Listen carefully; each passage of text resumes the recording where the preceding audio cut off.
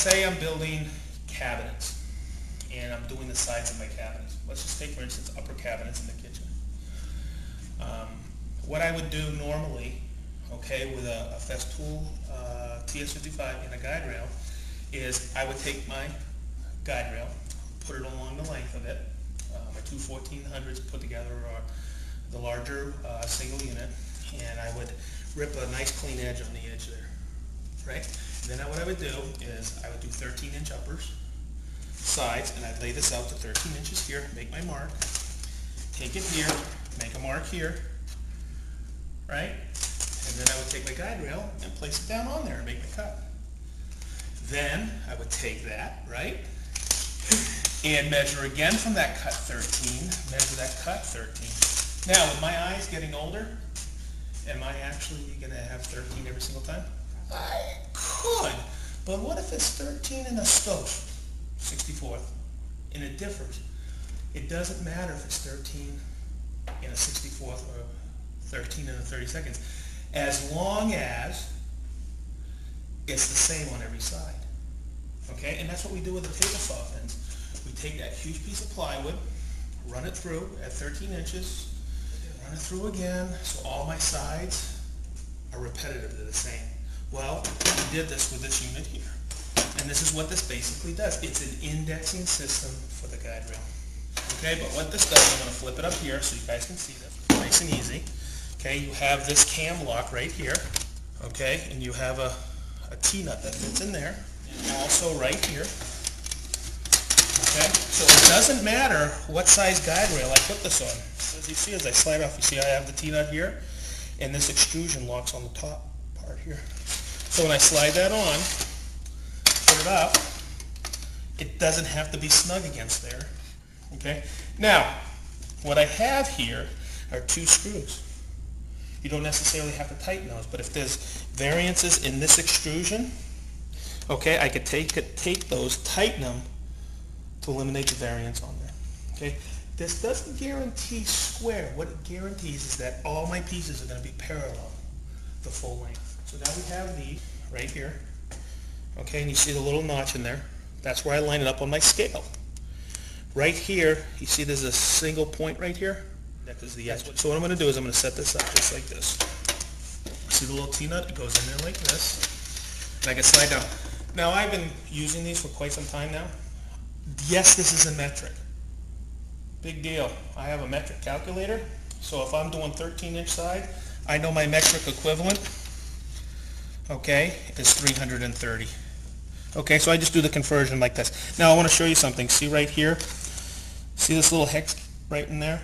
If someone says, hey, this is sliding too much on here, you could take this, loosen it up here, and take a 2mm hex, put it right here, and tighten it ever so slightly, so you have no movement on your rail. Lock it in. Same thing with this one.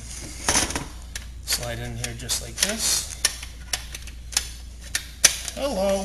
Take it down to 330. Right here, if I can see with my eyes, and just lock it in. Now, I could take this unit, make my cut. Okay, make the cut, then I could take it to my next piece and do the cut. All my sides are going to be 330mm no matter. I'm going to have a square box is what I'm getting at. Tops, bottom, and now, the cool thing about this is I'm not moving a big sheet good in and out of my fence. I'm just going, oh, boom, boom, boom, down that sheet good. I don't have to move it into the lumber rack, move it on my cheater table, through the saw. I can do it all right there. And it's precise, accurate, dead on every time. That's if I want cuts all the way to 26 inches wide. Right, but what if I'm doing thin strips? Less than 7.5. Then we have these, which are the extensions. Okay, just like this. Got a little scale right here, got a hole here, and you got a knob. So when I line those up, whoopsie, the other way, you always got to make the scale, sure the scale is on the inside. You just register it like this. It's simple. Spin it on like that. Grab another one here, slide it on just like this. Just like So then I can take that,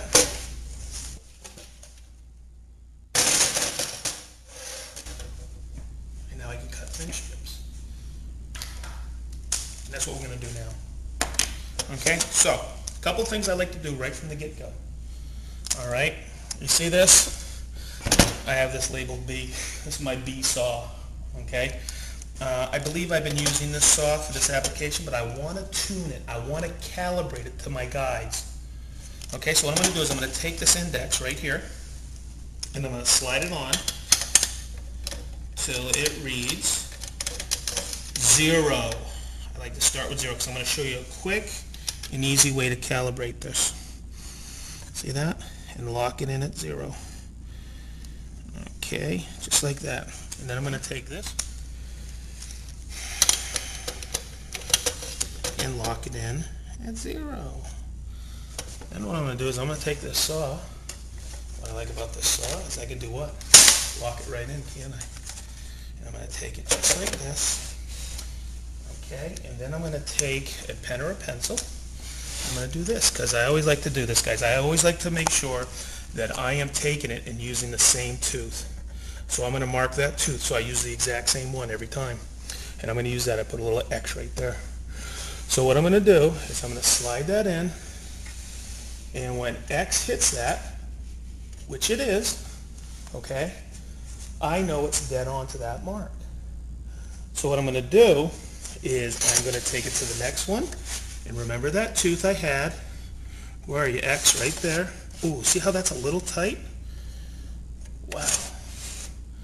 See how it's a little tight right there? So what I'm going to do is right in here, I always have a tool on board on my saw, right? And that's reading 0. Look, see this right here? I loosen it here. I loosen it here. So I have plenty of room. So I'm calibrating, right? I take it and I move it right to X. Where are you, X? There you are right there. Pretty cool, huh? So that guarantees from point A to point B, I'm dead on accurate. By the way, once you tune this in, you're good. And that's my calibration. Calibrated here, calibrated here. So I'm ready to cut. So now I just have to do what? Decide what my cut's going to be. So what I like to do is I like to take 10 millimeter cuts right here, line up a 10 millimeter. Slice the cut. I like to just set it down to about 30 mil.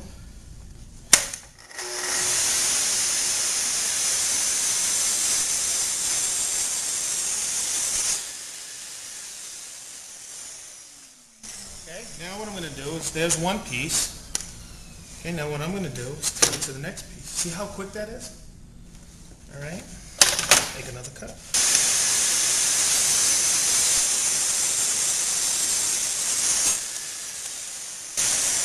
Let's see this piece here. Now come over here and feel this. Look how perfect that is, guys. Remember I told you? Come over here and feel this.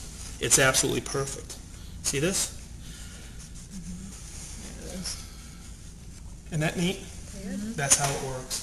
And it's like that every single cut. Now I've compensated by calibrating 2.2 for the curve of the blade, every blade, and I get a perfect cut. That's how that works. Now, what if from this scale here is not dead on? See this right here? That little screw right there? I can recalibrate it for that as well. I just loosen this and I have a little bit of play in here, calibrate it by taking my stock here at 400 and bringing a tape right to the edge here of my guide rail. Pretty cool.